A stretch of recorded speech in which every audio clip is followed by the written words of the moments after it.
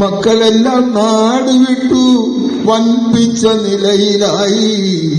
അപ്പനമ്മമാർ വീട്ടിൽ ഒറ്റയ്ക്കായി. മക്കളെല്ലാം നാട് വിട്ടു വൻപിച്ച നിലയിലായി.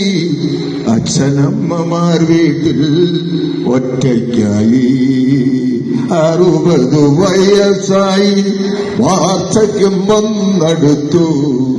എഴുന്നേറ്റു നടക്കാൻ പോലും വയ്യാതായി. വാർദ്ധക്യം വന്നെടുത്താൽ മക്കൾക്കും മരുമക്കൾക്കും വൃദ്ധരെ കാണുമ്പോൾ പുച്ഛമാണ്. വാർദ്ധക്യം വന്നെടുത്താൽ മക്കൾക്കും മരുമക്കൾക്കും വൃദ്ധരെ കാണുമ്പോൾ പുച്ഛമാണ്. കിളവരെന്നും കിളവിയെന്നും നാമനിർദ്ദേശം ചെയ്യും. പിന്നത്തെ വീടിയൊക്കെ അപ്രകാരം. കിളവനെന്നും കിളവിയെന്നും നാമനിർദ്ദേശം ചെയ്യും. പിന്നത്തെ വീളിയൊക്കെ അപ്രകാരം. 60 വയസ്സായി വാർദ്ധക്യം വന്നടുത്തു. എഴുന്നേറ്റു നടക്കാൻ പോലും വയ്യാതായി. മുക്കാലിൽ നടക്കുന്ന വൃദ്ധനെ കാണുമ്പോൾ അച്ഛാന്ന് വിളിക്കാൻ പോലും നാണം തോന്നുന്നു. മുക്കാലിൽ നടക്കുന്ന വൃദ്ധനെ കാണുമ്പോൾ അച്ഛാന്ന് വിളിക്കാൻ പോലും നാണം തോന്നുന്നു.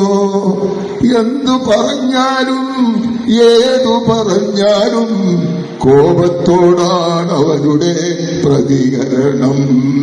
എന്തു പറഞ്ഞാലും ഏതു പറഞ്ഞാലും കോപത്തോടാണ് അവരുടെ പ്രതികരണം.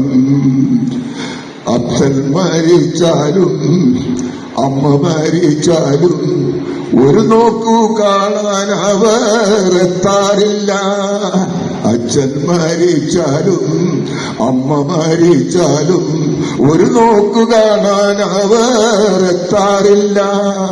മക്കളുണ്ടായാലും മരുമക്കൾ വന്നാലും ഭൂസ്വത്തിലാണ് അവരുടെ എത്തിനോട്ടം.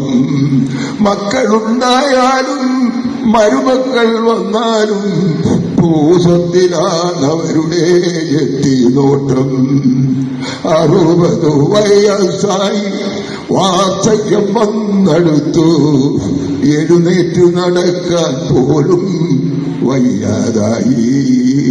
മക്കളുണ്ടായാലും മരുമക്കളുണ്ടായാലും വയോജനങ്ങൾക്ക് ആശ്രയം അനാഥാലയം.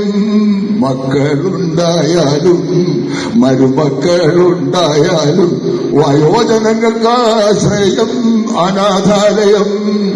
ആരാന്റെ മക്കളെ തന്മക്കളാക്കിയാൽ വീടിന്റെ നാശം തുടങ്ങിടുന്നു. ആരാന്റെ മക്കളെ തന്മക്കളാക്കിയാൽ വീടിന്റെ നാശം തുടങ്ങിടുന്നു. ഇത് കേട്ടിട്ടാരും തന്നെ ഭയപ്പെടേണ്ടതില്ല. കലിയുഗത്തിന്റെ ഒരു ലക്ഷണമാണ്. ഇത് കേട്ടിട്ടാരും തന്നെ ഭയപ്പെടേണ്ടതില്ല. കലിയുഗത്തിന്റെ ഒരു ലക്ഷണമാണ്. വിത്തു വിതച്ചിട്ട് വളമിട്ടു നോക്കുക. ഫലമൊന്നും കിട്ടുമെന്നും നാശിക്കണ്ട. വിത്തു വിതച്ചിട്ടു വളമിട്ടു നോക്കുക. ഫലമൊന്നും കിട്ടുമെന്നും നാശിക്കണ്ട. 60 വയസ്സായി വാർദ്ധക്യം വന്നടുത്തു.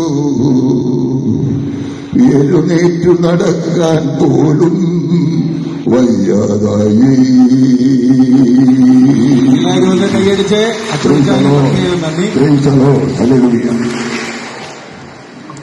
പിതാവായ അബ്രഹാത്തിന്റെ വിശ്വാസ സമൂഹത്തിൽ